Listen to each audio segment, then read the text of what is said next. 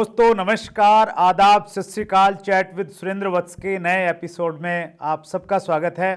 आप सबका बहुत आभार जिस प्रकार से आपने अपने इस चैनल को अपनाया, कमेंट्स किए, किस से आप मिलना चाहते हैं। और फिर मैं आपसे रिक्वेस्ट करता हूं, जिनसे भी आप मिलना चाहते हैं, हमारा प्रयास रहता है कि हम उनको आपसे मिलवाएं, आपसे बातचीत करवाएं, आपके प्रश्नों का जवाब आपके सामने प्रस्तुत किया जाए। और एक नाम को आपने बहुत बार रिकमेंड किया और उसी रिकमेंडेशन की वजह से 5वीं बार आज हमारे बीच में हिंदुस्तान का सोशल मीडिया का वो बड़ा चेहरा, जिनको लोग करोड़ों लोग जिनको यूट्यूब पे फॉलो करते हैं, फेसबुक पे करते हैं, हर सोशल मीडिया प्लेटफॉर्म पे हैं। सो आइए हम सब लोग मिलके स्वागत करें आज के हमारे मेहमान। 5वीं बार हमारे बीच में हैं, ये उनका बड़प्पन है कि इतना समय हमें देते हैं, इतना प्यार करते हैं। सोनू शर्मा जी का आइए मिलकर स्वागत करें। सर बहुत बहुत स्वागत आपका। बहुत बहुत शुक्रिया सुरेंद्र जी, आमंत्रित करने के लिए आभार, धन्यवाद, और इस लायक समझने के लिए बहुत बहुत धन्यवाद। आपको ऐसा नहीं लगने लग गया कि यार ये तो अपना घर का चैनल हो गया है?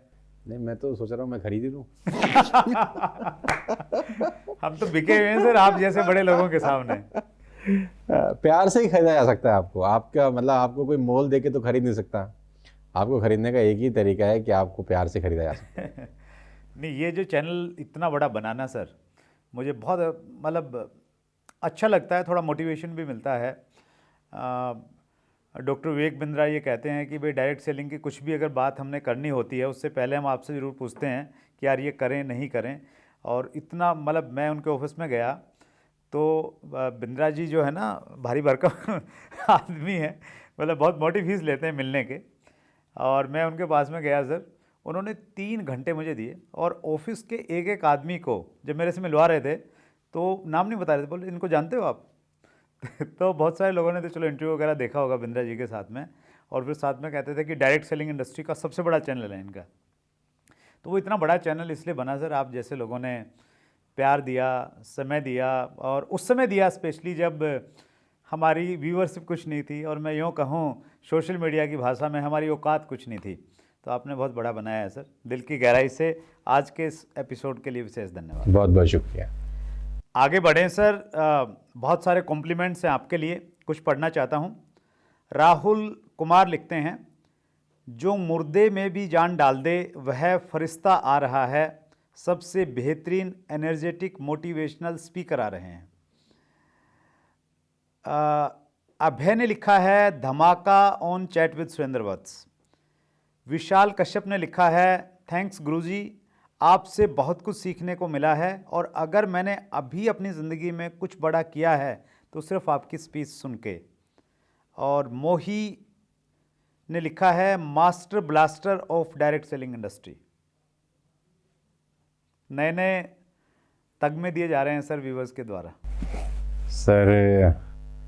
सर झुका के इन सबका धन्यवाद, और इस प्यार के लिए बहुत बहुत शुक्रिया। और ईश्वर से प्रार्थना करूंगा कि आप इस तरह से प्यार बनाए रखें और आपकी उम्मीदों पे ऐसी खरा उतरता रहूं। Thank you so much sir. पहले 4 एपिसोड में हम बहुत सारे प्रश्न पूछ चुके हैं सर। अभी बचे हैं प्रश्न कुछ? नहीं, प्रश्न बचे हैं। मैं थोड़ा सा चेंज करता हूं इस बार। अच्छा। नए फील्ड में जाने की कोशिश करता हूं। जी हाँ, जी हाँ। बहुत बार व्यूअर्स हमारे से पूछते हैं कि डायरेक्ट सेलिंग कंपनी खोलनी चाहिए नहीं खोलनी चाहिए, और उसके लिए व्यूअर पूछ रहे हैं कि सुंदर वत्स पूछ रहे हैं? नहीं, मैं तो बहुत क्लियर हूँ सर इस चीज़ को लेके। एक बार हमने ललित अरोड़ा जी को बुलाया था तो उन्होंने कहा था कि fullest make direct selling company, तो उसके बाद में मैंने तो बिल्कुल पीछे हट गया था। लेकिन आपसे मेरा प्रश्न ऐसा नहीं है। मेरा वाजिब प्रश्न आपसे इसलिए बनता है सर, आप एक बहुत बड़ा ब्रांड डायरेक्ट सेलिंग में रहे, आपने कंपनी के साथ में 15 सालों तक काम किया, और स्पेशली जब हम कंपनी की कार्यशैली से खुश नहीं रहते हैं तो फिर दिमाग में ये आता है यार अपनी कंपनी बनाते हैं।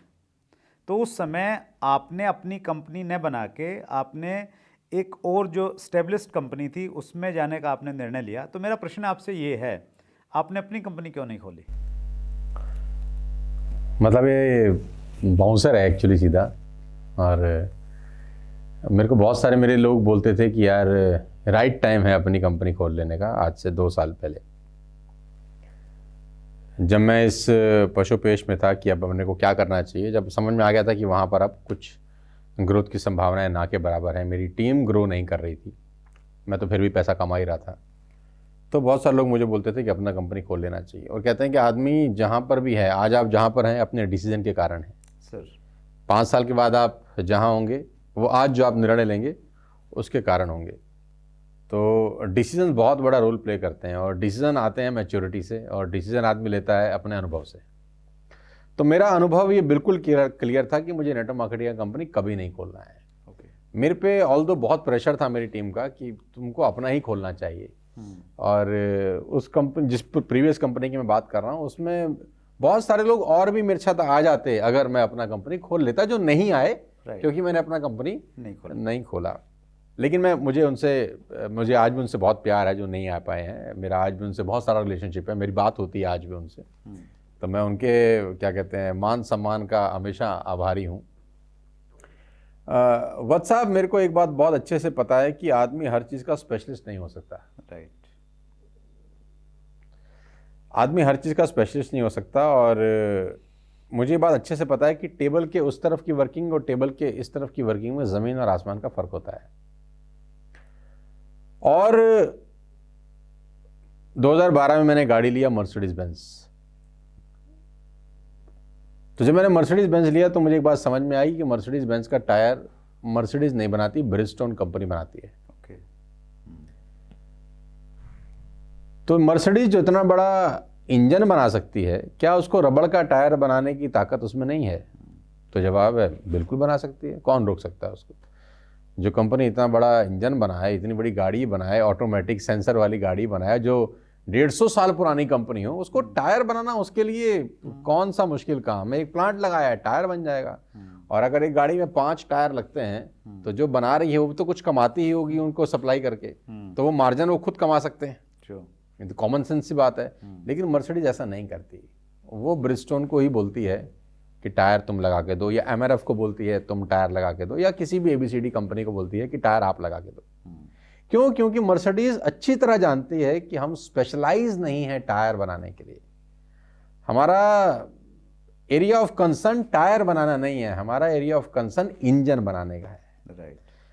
तो मैं जिस चीज का स्पेशलिस्ट हूं, मर्सिडीज बोलती है मैं वो काम करूं, और जो आदमी जिस चीज का स्पेशलिस्ट है उसको उसी के काम को करने का पैसा दूं और अपना प्रोडक्ट शानदार बनाऊं। सिंपल फंडा है। ग्रेट। इसको समझने के लिए कोई पीएचडी करने की जरूरत नहीं है। लेकिन तकलीफ ये है कि पीएचडी करने के बाद भी इतनी छोटी सी बात समझ में नहीं आती।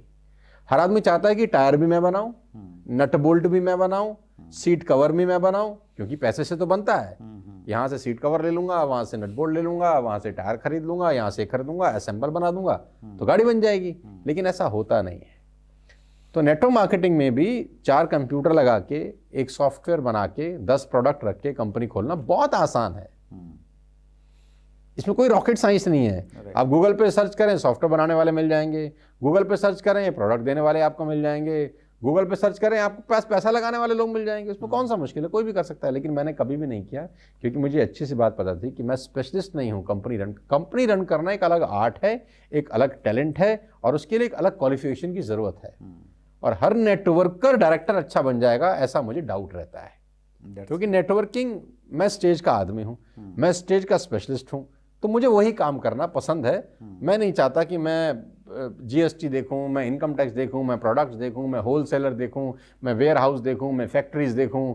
मैं ये सब देखना नहीं चाहता। मैं चाहता हूं कि मैं फ्री माइंड से, फ्रेश माइंड से स्टेज पे जाऊं, अपना लेक्चर डिलीवर करूं और घर आके तसल्ली से सो जाऊं। मेरा एरिया ऑफ कंसर्न कंपनी खोलना नहीं है। और मैं बाकी सब लोगों से भी यही दरख्वास्त करूंगा कि जो ऑलरेडी 8-10 कंपनी चल रही हैं, आप चूज कर लीजिए। भाई आपको पैसा ही तो कमाना है ना, आपको ग्रोथ ही तो करनी है। तो 10, 12, 15 कंपनी है, उनमें से कोई भी आपको एक अच्छी लगे, आपके मुताबिक कोई तो होगी। भाई ये अच्छी नहीं है तो वो अच्छी होगी। ऐसा तो नहीं ना कि 15 में से कोई भी आपको सूट नहीं कर रही। अगर 15 में से कोई भी सूट नहीं कर रही तो आपका मोटिव पैसा कमाना नहीं है, फिर आपका मोटिव कुछ और है। राइट। डायरेक्ट सेलिंग में एक प्रॉब्लम ये भी है सर कि अब तक जो डायरेक्ट सेलिंग बदनाम हुई है और उस मुकाम पे नहीं पहुंच पाई जहां हमें पहुंचना चाहिए था। तो कुछ लोग हैं कंपनियों में काम करते हैं, मैनेजमेंट से कुछ ईगो हो गया तो फिर कंपटीशन में आ जाते हैं जी मैं कंपनी खोल लेता हूँ, इनको दिखाऊंगा करके। और जो आपने कहा ना कि वो हर काम हर आदमी नहीं कर सकता, तो वो चीज़ ईगो की वजह से शायद आदमी समझ नहीं पाता और वहाँ प्रॉब्लम होती है। कंपनी के लिए मैनेजमेंट चाहिए, स्किल चाहिए, फिर पैसा भी चाहिए उसको आगे डेवलप करने के लिए। इसमें एक और भी कहानी है सुरेंद्र जी कि जब आप एक अच्छे लीडर बन जाते हैं तो आपको किसी और कंपनी में जाने में छोटा महसूस होने लगता है। जैसे जब मैं आया तो मुझे बहुत सारे लोग बोलते थे यार एक पुरानी कंपनी में जा रहे हो, वहाँ कौन तुम्हें पूछेगा, भीड़ में खो जाओगे, है ना। तो मैं एक बात बोलता था कि यार भीड़ में ही अपना नाम बनाने की ही तो चुनौती है ना यार, कि जब आप अकेले ही दौड़े और जीत गए तो कौन पूछ रहा है।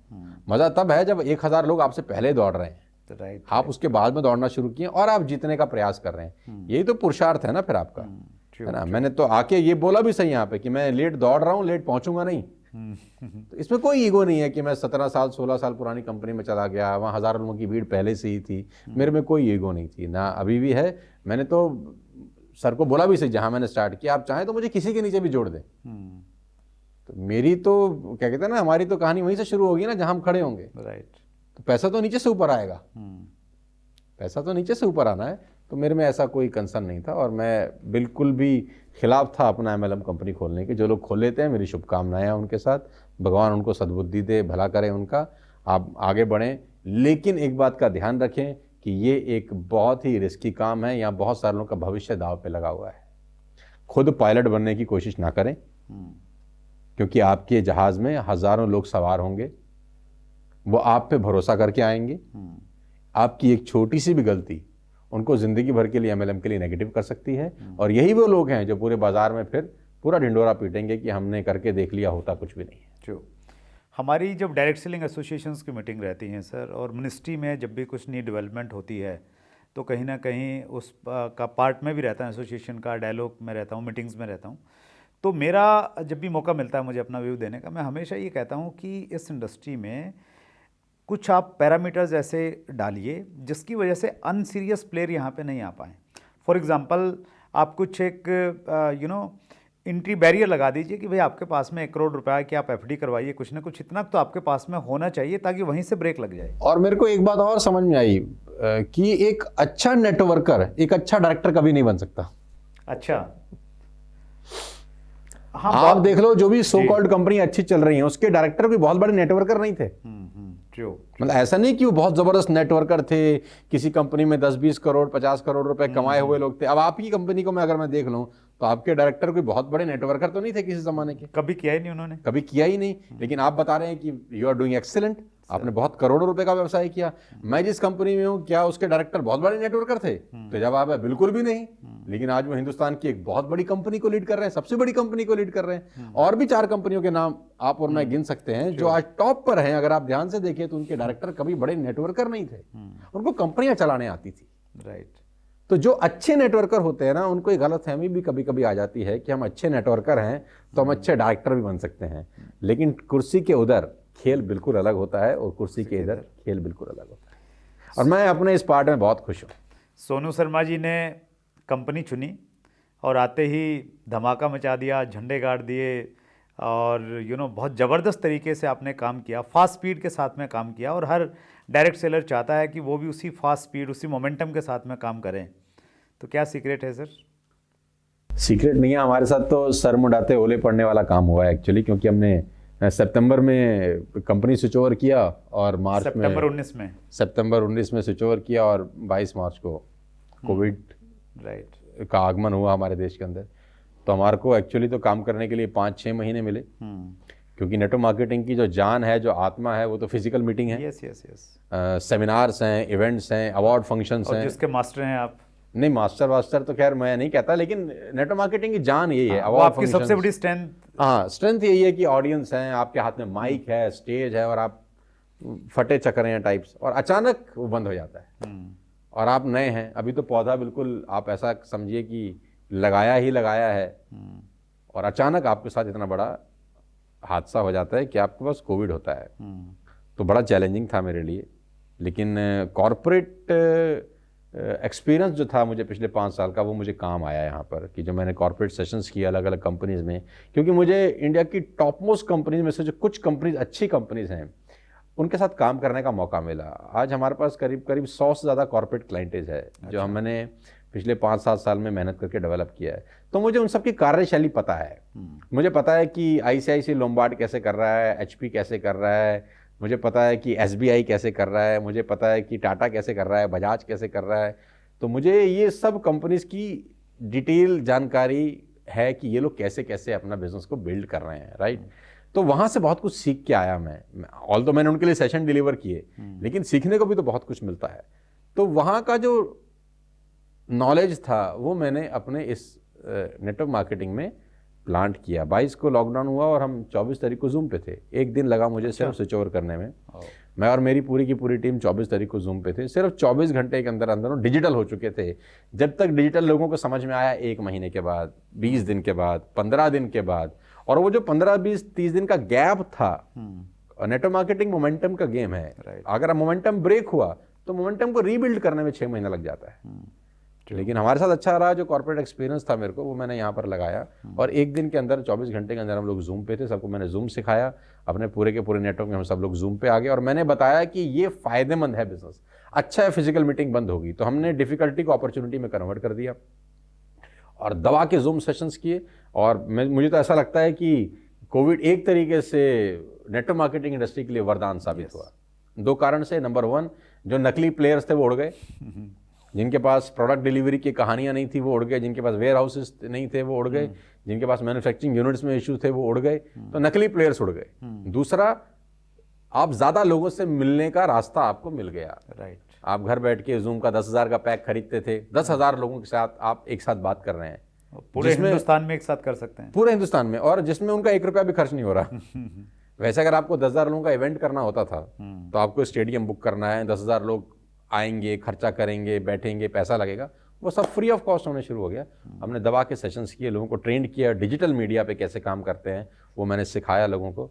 और पूरा का पूरा नेटवर्क हमने डिजिटली मूव किया। सोशल मीडिया पे हमारे प्रेजेंस का फ़ायदा हम लोगों उठाया और हर व्यक्ति को अपने साथ जोड़ने का प्रयास किया। और इसका रिजल्ट है कि हम लोगों ने जो भी पिछले 18-19 महीने इस लॉकडाउन में किया है, मुझे फ़ख्र है कि हम लोग कर सके, because of the infrastructure we have, because of the digital media पे जो हमारा कंट्रोल है, जिस तरीके से हम लोग उसको बिल्ड कर सकें।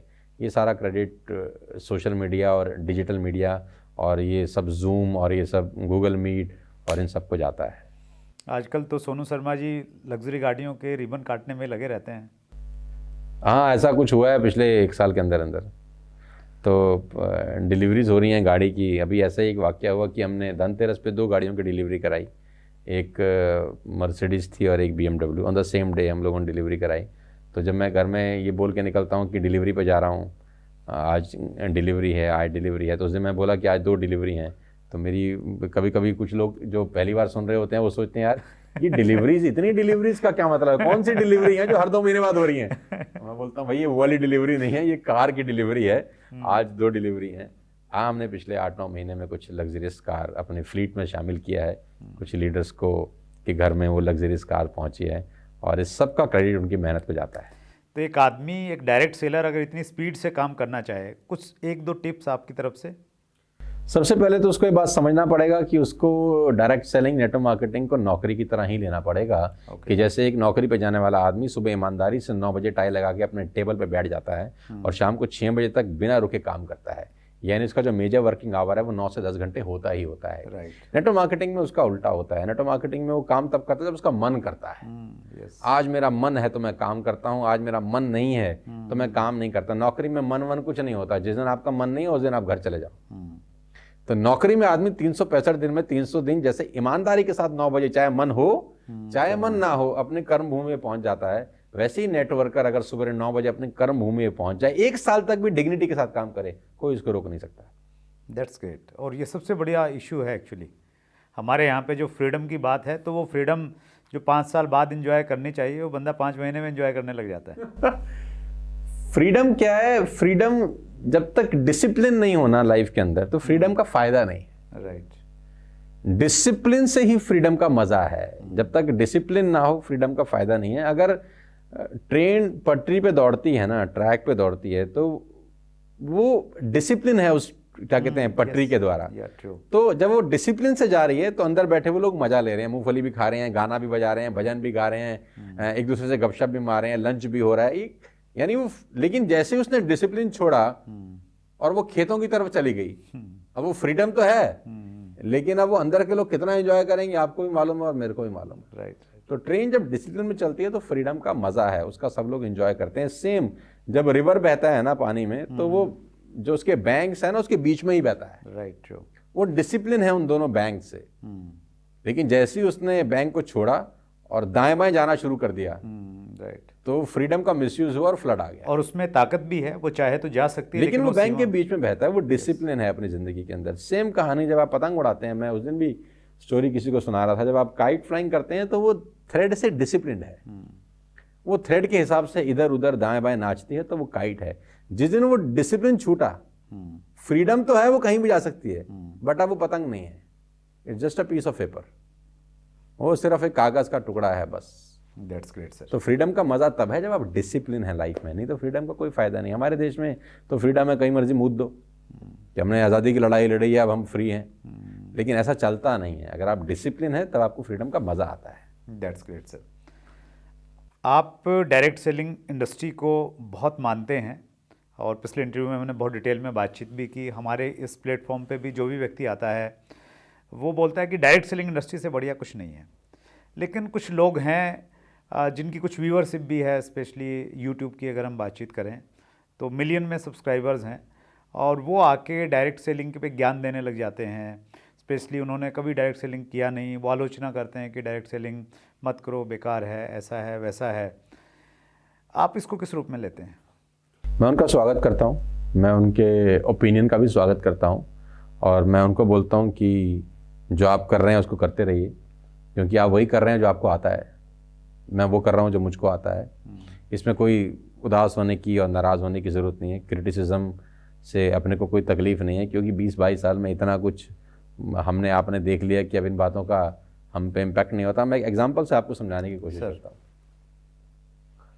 उत्तराखंड के पहाड़ों के अंदर, उत्तराखंड के जंगलों के अंदर देवभूमि कहा जाता है उत्तराखंड को। उत्तराखंड को देवताओं की भूमि कहा जाता है। आज भी वहाँ पर ऐसी केव्स हैं जहाँ पर कोई सन्यासी 200 साल से तपस्या कर रहे हैं। अच्छा।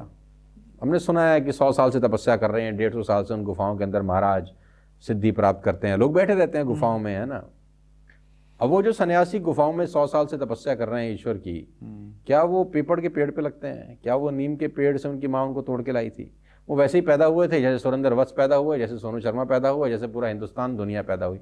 सेम प्रोसेस से पैदा हुए, 9 महीने के बाद डिलीवरी हुआ होगा, नॉर्मल तरीका यही होता है। अब उनको कुछ ऐसा समझ में आया ना सुरेंद्र जी, जो अभी तक आपको और मेरे पल्ले नहीं पड़ा है। राइट। वो मस्त तपस्या कर रहे हैं, उनको सिद्धि है, वो चाहते हैं, एक टारगेट है उनका, एक गोल है, वहां उनको पहुंचना है। लेकिन मैं और आप नहीं जा रहे, उससे उनको कोई तकलीफ है? नहीं। मस्त है ना वो। और वो हैं कितने, मतलब 0.00000000001% भी नहीं होंगे, लेकिन उनको हमर से आपसे कोई तकलीफ नहीं है, क्योंकि उनकी नज़र में हमको समझ में नहीं आया, तो उनकी क्या गलती है? ऐसे ही नेटवर्क मार्केटिंग मुझे समझ में आई, बहुत सारे लोगों को नहीं समझ में आ रही, तो उसमें उनकी कोई गलती नहीं है। मैं अपना काम वैसे ही करता रहूँगा जैसा मैं आज तक करता आया था, क्योंकि मुझे जो चीज़ समझ में आई, ज़रूरी नहीं है कि सभी को वो समझ में आ जाए। नहीं, उसमें कहीं ना कहीं जो नए लोग हैं सर, यूथ है, एक्चुअली डायरेक्ट सेलिंग में बहुत सारा यूथ आ रहा है, वो इन्फ्लुएंस, मतलब वो है ना, भ्रमित हो जाता है कि यार ये बंदा ऐसा बोल रहा है, इसका इन्फ्लुएंस भी है, किसी पर्टिकुलर एक फील्ड में वो अच्छा है तो शायद उसका इन्फ्लुएंस भी कुछ पैदा हुआ है। तो जो यूथ भ्रमित हो जाता है, उसको क्या आप संदेश देना चाहेंगे? देखो, शाहरुख खान का एक बहुत बड़ा कोट है कि don't become a philosopher until you get rich. Right. कि आप फिलोसफी ना करें अगर आपके अकाउंट में पैसे नहीं है तो। ठीक है, अब इस हिंदुस्तान में प्रॉब्लम क्या है, जानते कुछ नहीं है, पता सब है।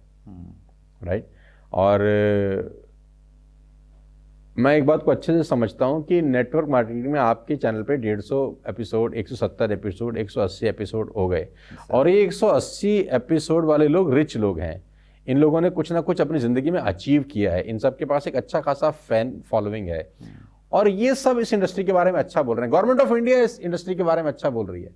गवर्नमेंट ऑफ इंडिया इस इंडस्ट्री के बारे में रेगुलेशन लेकर आई है, और रूल्स रेगुलेशन सरकार तभी लेकर आएगी जब उसको इस इंडस्ट्री की ताकत पता होगी। राइट।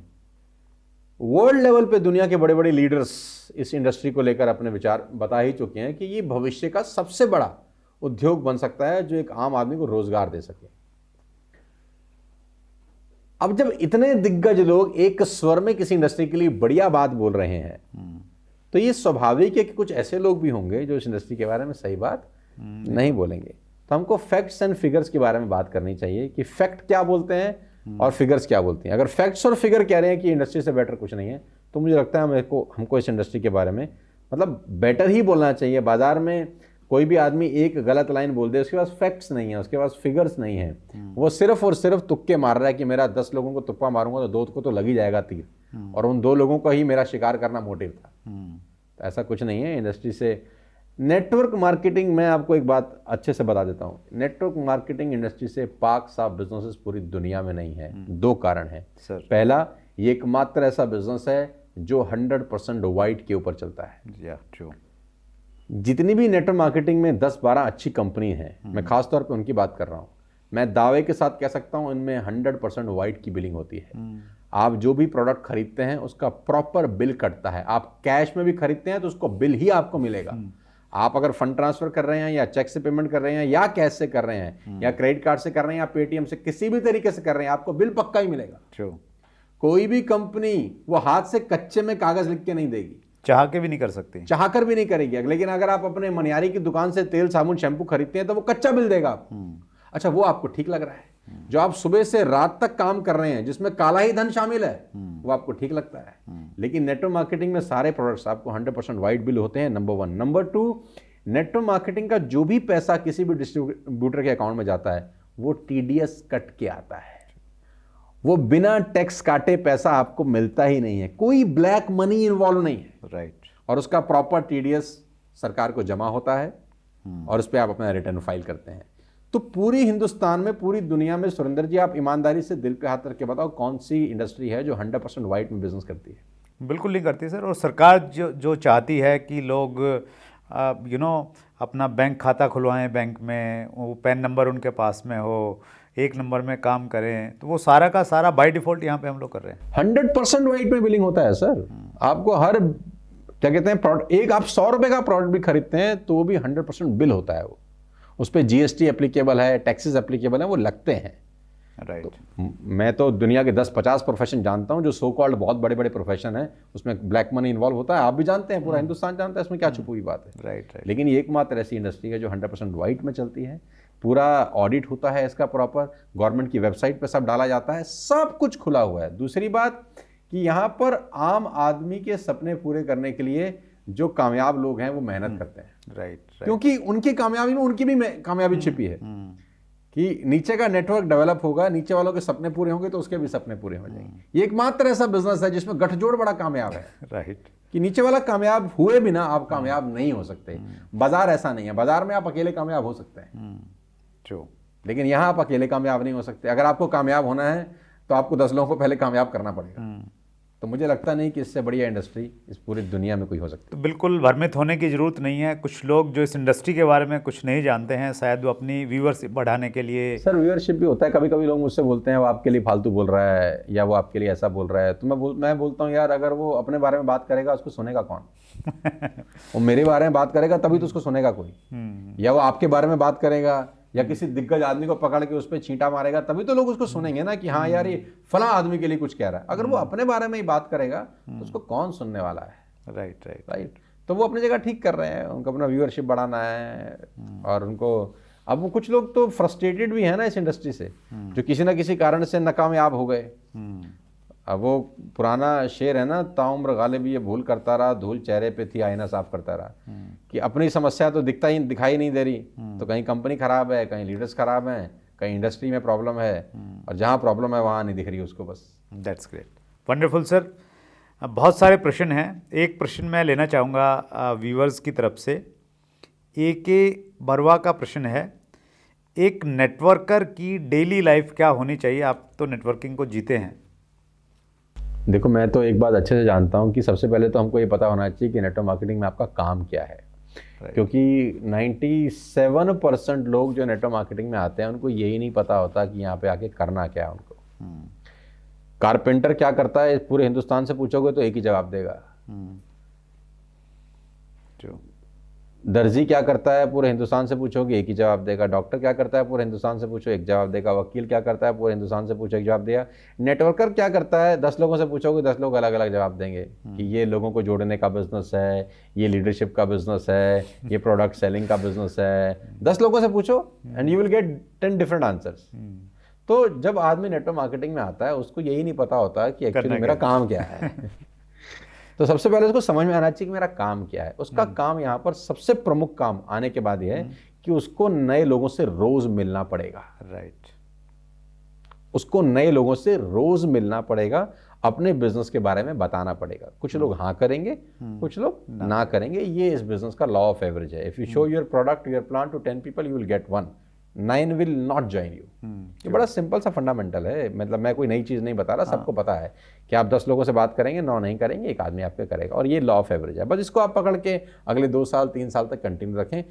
डेली 3 बार खाना खाते हैं तो 3 नए लोगों से इस बिजनेस के बारे में ज़रूर बात करें। जिस भी कंपनी में आप जो भी प्रोडक्ट सेल करते हैं, जो भी आपका प्लान है, दिन में 3 खाना 3 प्लान आपकी सेहत के लिए बहुत ज़रूरी है।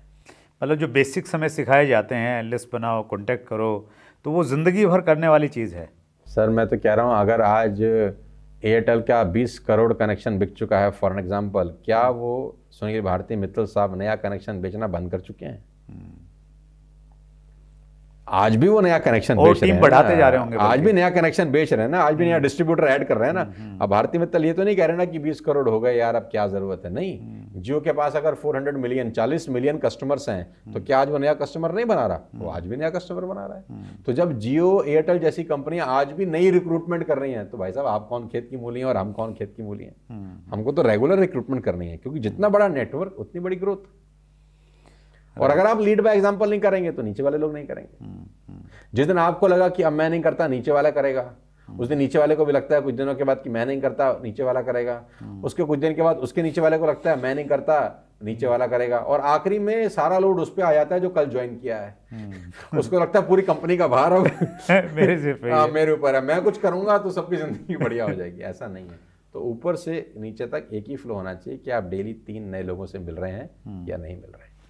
मेरा अंतिम प्रश्न आपसे है सर, सोनू शर्मा को कुछ साल पहले तो लोग सिर्फ इस रूप में जानते थे कि सोनू शर्मा नेटवर्क मार्केटिंग के एक दिग्गज लीडर हैं।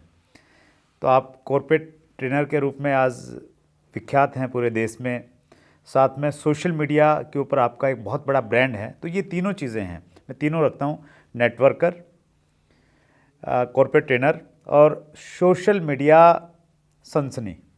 तो इन तीनों में से कौन सा टाइटल आपको सबसे ज़्यादा पसंद है? Networker, without any doubt. Networker में तो सर लोग बात नहीं सुनते हैं, बोलते हैं कि यार नहीं करना, फालतू है। नहीं, मेरी तो सब सुनते हैं। मेरे पास तो लोग आते हैं कि हमको जोड़ लो, कैसे भी करके अपने साथ एसोसिएट कर लो। ऐसा नहीं है कि नहीं सुनते हैं, वो उस वर्जन की नहीं सुन रहे जिस वर्जन में आज वो हैं। राइट। जिस दिन वो इस वर्जन में आ जाएंगे जिस वर्जन में आप और मैं हैं, तो हमें लोगों के पास नहीं जाना पड़ता। लोग आपके पास भी आते होंगे, मेरे पास भी आते हैं, और अच्छे अच्छे लोगों के पास भी आते हैं, लेकिन उस लायक बनने के लिए आपको घिसना पड़ता है। बस पहले दिन आप चमत्कार की उम्मीद ना करें। तो सोनू शर्मा जी नेटवर्कर अपने नाम के पीछे लगवाना पसंद करते हैं? ज़्यादा। कॉर्पोरेट ट्रेनर बिल्कुल नहीं, सोशल मीडिया सेंसेशन नहीं। अगर इन तीनों में से किसी एक को आप चूज़ करने के लिए बोल रहे हैं तो मैं खुशी खुशी इस तमगे को एक्सेप्ट करता हूं कि आई एम आ नेटवर्कर, और ज़िंदगी भर नेटवर्कर रहना चाहता हूं, और लोगों के लाइफ में कुछ भी इम्पैक्ट कर सकूं अपने एक्सपीरियंस से, वो करने की मुझे बहुत खुशी है। मैनेज कैसे कर पाते हैं सर तीनों चीज़ें? मैं सर 30 काम और भी करता हूं। अच्छा। ये तो आपने 3 काम गिनाए हैं, मजाक कर रहा हूँ। मेरे पास और बहुत सारे काम हैं जो कि मैं करता हूँ। मैनेज हो जाता है सर। 86,400 सेकंड्स बहुत होते हैं, 86,400 सेकंड बहुत होते हैं एक दिन में काम करने के लिए, बहुत होते हैं। आप मुझसे 4 काम और मुझे बढ़िया बताएंगे जिसमें मेरा इंटरेस्ट होगा तो मैं वो भी करने को तैयार हूँ। कितने ग्रुप चला रहे हैं सर नेटवर्किंग में? नेटवर्किंग में अभी मेरी जो लेग हैं, जिसको आप लेग बोलते हैं जनरेशन में, वो 18 लेग हैं जिसमें मैं काम कर रहा हूँ। 18 टीमें हैं जो अलग अलग दिशा में, अलग अलग डायरेक्शन में काम कर रही हैं, और 4 कंट्रीज़ में है जो कि आज की डेट में, जी हाँ, थैंक्स टू द सिस्टम, और 4 कंट्री में बहुत अच्छे तरीके से मैं बिजनेस कर रहा हूँ। 18 लेग चल जाती हैं आराम से। जिन लोगों को लगता है यार 3 चलाना ही मुश्किल है, चौथी चलाने की हिम्मत नहीं कर पाते, उनको क्या कहना चाहेंगे सर? देखो, मैं एक बात जानता हूँ कि मैं बाइनरी से आया हूँ। हाँ, वहाँ तो माइंडसेट रहता है दो ही चलानी है। देखो, बाइनरी में दो लेग होती हैं, जिसमें से एक पावर होती है, एक प्रॉफिट लेग होती है। राइट। और 99% लोगों के पास पावर लेग होती ही है। नहीं होती तो कंपनी बना के दे देती है। अब एक ही चलानी होती है। जब एक ही चलानी होती है तो क्या सब करोड़पति हो जाते हैं? नहीं चलती। एक भी नहीं चलती एक्चुअली तो। फिर आप मुझसे पूछेंगे जब एक नहीं चलती तो 10 कैसे चलेंगी? मैं आपको बताता हूं, लेग चलाने से पैसा आता है, ये थॉट प्रोसेस ही गलत है। पैसा तो फिर माहौल से आता है। राइट। पैसा तो इंफ्रास्ट्रक्चर से आता है। पैसा तो उस एसोसिएशन से आता है जिसके साथ आप काम कर रहे हैं। तो अगर बाइनरी से या एक लेग चलाने से पैसा आता या लेग के हिसाब से पैसा आता तो बाइनरी में सब करोड़पति अरबपति होते हैं। सबके घर के आगे मर्सिडीज, BMW, ऑडी, जैगुआर खड़ी होती, क्योंकि उसमें तो एक ही चलानी है। राइट। दो में से एक तो सबकी पावर है, 99% की तो पावर ही है। तो क्या वो जो 1% एक ही चलानी है, सबके घर के आगे मर्सिडीज खड़ी है, ऑडी खड़ी है, जैगुआर खड़ी है, क्या वो रिच हैं? क्या वो फाइनेंशियल फ्रीडम को एंजॉय कर रहे हैं? क्या वो आज भी मेनू पढ़ते हुए का रेट देखते हैं कि नहीं देखते? वो आज भी मेनू पढ़ते हुए का रेट राइट साइड पे देखते ही हैं जो एक चला रहे हैं। राइट। तो एक चलाना और 10 चलाने वाला बात नहीं है। और खास तौर पे बाइनरी की मैं अगर आपसे बात करूं तो वहां पर भी 3-3 आईडी, 7-7 आईडी से लोगों को लॉगिन कराया जाता था। हम भी कराते थे, राइट। तब भी तो मल्टी लेग खोलते थे। राइट। कोई भी आदमी क्या 2 लेग खोल के ही करोड़पति हो उसको हम यूँ समझे माइंड सेट है, ये हम ताला लगा लेते हैं। 100% माइंड सेट है सर। क्योंकि जब मैं भी आया था तो मेरे में भी घबराहट थी। बहुत सारे लोग मुझे बोलते थे यार वहाँ तो 2 चलाते थे, यहाँ 15, 16, 18, 20, 50 कैसे चलाएंगे? तो ये सिर्फ माइंड सेट है, ये 100% माइंड सेट है। मैं आपको एग्जाम्पल के साथ और समझा देता हूँ सर। एक बच्चा कितनी लैंग्वेज सीख सकता है? जनरली मतलब 3 सीख ले तो एक बच्चा उतनी लैंग्वेज सीख सकता है जितनी आप उसको सिखाने की ताकत रखें। अच्छा। आप 2 सिखाते हैं इसलिए वो 2 सीखता है। जिस दिन आपने उसको 10 कोच लगा दिए, मैं दावा दे सकता हूं कि वो 10 की 10 लैंग्वेज सीख जाएगा। राइट। तो सवाल उसके सीखने में नहीं है, सवाल उसके आपको उसके सिखाने में है। और ये सिर्फ माइंडसेट है। मेरे यहाँ तो 20-20 साल के बच्चे हैं जो 8-8, 10 लेग चलाते हैं सर। That's great. मतलब हम यूँ समझें, ये सीखें सोनू शर्मा जी की पर्सनैलिटी से कि यूट्यूब चैनल और सोशल मीडिया चलाया जा सकता है, डायरेक्ट सेलिंग का एक धमाकेदार लीडर बना जा सकता है, जीरो से दोबारा से फिर हीरो बना जा सकता है, और कॉर्पोरेट ट्रेनर में सबसे ज़्यादा, देश का सबसे ज़्यादा डिमांडिंग ट्रेनर बना जा सकता है। नहीं, ऐसा मैं नहीं समझता अपने आप को अभी। नहीं, ये उपाधि हम दे रहे हैं सर, आप स्वीकार कर लीजिए। नहीं, अभी तो बड़ी मेहनत करनी है। अभी तो क्या कहते हैं, फासला बहुत बड़ा है और बहुत दूर तक जाना है और बहुत बड़े बड़े सपने हैं इस फील्ड में आगे करने के। नहीं, ट्रेनिंग फील्ड में आप किसको मानते हैं कि ये मेरा कंपटीटर है, इससे आगे जाना है? नहीं, देखो, सबका अपना अपना जोन है, कोई कंपटीशन नहीं है इसके अंदर। और मैं कोई कंपैरिजन करने में बिलीव भी नहीं करता। जितने भी लोग इस फील्ड में हैं, बहुत सारे लोग हैं जो इस फील्ड के अंदर हैं, बहुत अच्छा बिजनेस कर रहे हैं, बहुत अच्छा काम कर रहे हैं। मैं तो उनसे इंस्पायर होता हूँ। मैं तो अभी बहुत छोटा हूँ, अभी तो 4-5 साल का मुझे छोटा सा टाइम हुआ है इस कॉर्पोरेट सेशन के अंदर। तो मैं तो सबसे आखिरी पंक्ति में हूँ, तो मेरा काहे का कंपटीशन। पर्टिकुलर कुछ नाम है सर जिनसे आप बहुत ज़्यादा इंस्पायर हैं? मतलब अगर मैं इंडिया की बात करूं या मैं वर्ल्ड इंडिया की बात करते हैं। बिंद्रा साहब बहुत अच्छा काम कर रहे हैं, इसमें कोई शक ही नहीं है कि उन्होंने ऑरा चेंज किया है। राइट। उन्होंने जो पुराना स्टीरियोटाइप ट्रेनर होते थे उनको एक अच्छी खासी टक्कर क्या दी है। मतलब वो उनका एक अलग लेवल है, इसमें कोई मतलब अतिशोक्ति नहीं है। नई लीग पैदा कर दी उन्होंने। एक लीग तैयार की है उन्होंने अपनी मेहनत से, अपनी काबिलियत से। ये प्रूव किया है कि ये एक फील्ड बहुत बड़ी है। उन्होंने रास्ते खोले हैं, उन्होंने रास्ते खोल दिए बहुत सारे लोगों के लिए कि आइए इस तरीके से भी बिजनेस किया जा सकता है। तो वो बहुत अच्छा बिजनेस कर रहे हैं। और जब हम छोटे थे तो हम पाटनी साहब को सुनते थे, तो वो बहुत अच्छा, क्या बोलते हैं, वो भी बहुत अच्छे ट्रेनर हैं। हम संतोष नायर साहब को सुनते थे, वो भी बहुत अच्छे ट्रेनर हैं। और शिव खेड़ा साहब को हम सुनते थे, वो भी बहुत बहुत गजब के ट्रेनर्स हैं। हम वो एक राजेश अग्रवाल साहब थे हमारे साथ, हम उस ज़माने में उनको सुनते थे, वही बहुत अच्छे ट्रेनर थे। राजेश अग्रवाल के हमने बहुत ट्रेनिंग अटेंड किया। उज्जवल पाटनी साहब का हम किताब पढ़ते थे, उनसे हम बहुत कुछ सीखे। तो वो they all are the legends, मतलब ये इस इंडस्ट्री के लेजेंड्स हैं। मेरा नंबर तो अगर 1 में 100 है तो मैं 98-99 पे खड़ा हूँ। हो सकता है मेरे से पीछे एक आध आदमी हो, मैं सबसे आखिरी में खड़ा हूँ और इन 99 लोगों को फॉलो कर रहा हूँ कि इनसे कुछ ना कुछ सीख लूँ। पाटनी साहब से कुछ ले आऊँ, नायर साहब से कुछ ले आऊँ, और राजेश अग्रवाल साहब से कुछ ले आऊँ, बिंद्रा साहब से कुछ ले आऊँ, शिव खेड़ा साहब से कुछ ले आऊँ, और जो भी अच्छे अच्छे लोग हैं इन सब से कुछ ना कुछ खोल के ले के अपनी दुकान बढ़ाए जा रहा हूँ। अच्छी बात क्या है सर, जितने भी बड़े लोगों के नाम आपने लिए ना, वो सभी आपसे बहुत प्रभावित हैं, कहीं ना कहीं आपको मानते हैं। बिंद्रा जी एक बार हमारे प्रोग्राम में आए थे, तो उन्होंने आगे होके पूछा सोनू शर्मा जी के क्या हाल चाल हैं। तो मैंने उनसे पूछा सर आप सुनते हो? बोले अरे पूरा हिंदुस्तान सुनता है, उनको कौन नहीं सुनता। तो कहीं ना कहीं आपने जिन लोगों से प्रेरणा ली है वो कहीं ना कहीं आज आपको एडमायर कर रहे हैं। तो मुझे लग रहा है इससे बड़ा हम हमारे आइडियल लोगों को हम कुछ दे नहीं सकते, जो ऑलरेडी आपने बहुत कुछ दिया है। नहीं सर, इन सब गुरुओं का आशीर्वाद है हमारे ऊपर। मैं पाटनी साहब से मिला था कुछ दिन पहले, पाटनी साहब से मेरा मुलाकात हुआ और मुझे बहुत अच्छा लगा उनसे मिलकर। He is a great human being और उन्होंने ट्रेनिंग की फील्ड में बहुत अच्छा मकाम हासिल किया है। अपने दौर के दिग्गज खिलाड़ी में से वो एक रहे हैं। आज भी वो बहुत मेहनत के साथ अपने फील्ड में बहुत अच्छा काम कर रहे हैं। उनकी किताबें हम लोग पढ़ते थे और हम इसको नकार दें ऐसा तो हो ही नहीं सकता। जुड़ो जीतो उनका एक किताब था जो हम बचपन में खरीद के नेटवर्क मार्केटिंग नया नया सीखे थे, हम तो पढ़ते थे। दे ऑल आर लेजेंड्स यार, इस फील्ड के अंदर वो लोग बहुत अच्छा बिजनेस कर रहे हैं। हम तो अभी 98-99 नंबर पे खड़े हैं। ये सब लोग पहले एक दूसरे तीसरे चौथे पाँचवें सातवें नंबर पे होंगे शायद।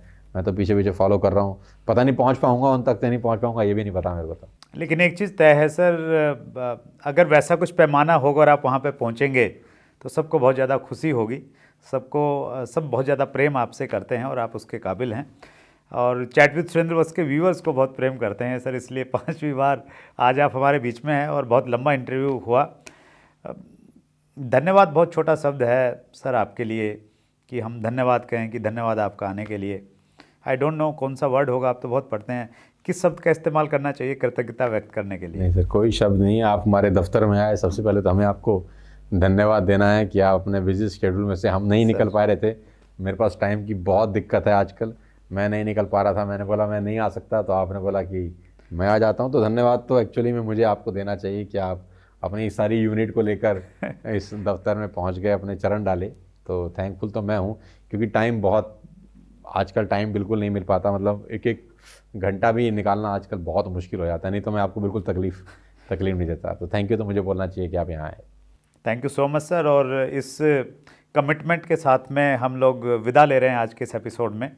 आप इंडस्ट्री की सेवा कर रहे हैं, इंडस्ट्री आपकी रगों में दौड़ती है और आज आपने उसको स्वीकार भी किया कि नेटवर्क सोनू शर्मा नेटवर्कर अपने आप को कहलवाना सबसे पहले पसंद करेंगे। तो आगे भी मौका जब भी हमें मिलेगा हम पूरे अधिकार के साथ में आ जाएंगे और इसी प्रकार इंडस्ट्री को आप आगे बढ़ाते रहिए सर, इंस्पायर करते रहिए लोगों को। बहुत बहुत धन्यवाद sir. Thank you Surendra ji, बहुत बहुत शुक्रिया आने के लिए, बहुत बहुत आभार। Thank you so much. Thank you so much. So Sonu Sharma ji, हर बार उनको सुनना, उनसे बातचीत करना हमेशा अच्छा लगता है और वक्त कब निकल जाता है मालूम नहीं चला। इसी प्रकार से अपना प्यार और स्नेह देते रहिए। किन लोगों से आप मिलना चाहते हैं नीचे कमेंट्स बॉक्स में नाम जरूर लिखिए। चैनल को अगर सब्सक्राइब नहीं किया है तो तुरंत कर लीजिए, तभी मालूम चलेगा कि अगले मंगलवार रात्रि 8 बजे कौन आपके सामने उपस्थित हो रहे हैं। बहुत बहुत धन्यवाद। अगर आपने अभी तक chat with Surendra Vats channel को सब्सक्राइब नहीं किया है तो अभी सब्सक्राइब करें और बेल आइकन दबाना ना भूलें, जिससे आपको आने वाली सभी वीडियोस की अपडेट सबसे पहले मिले और हमारी किसी वीडियो को मिस ना करें। वीडियो को ज्यादा से ज्यादा शेयर और लाइक करके अपना प्यार जरूर दें।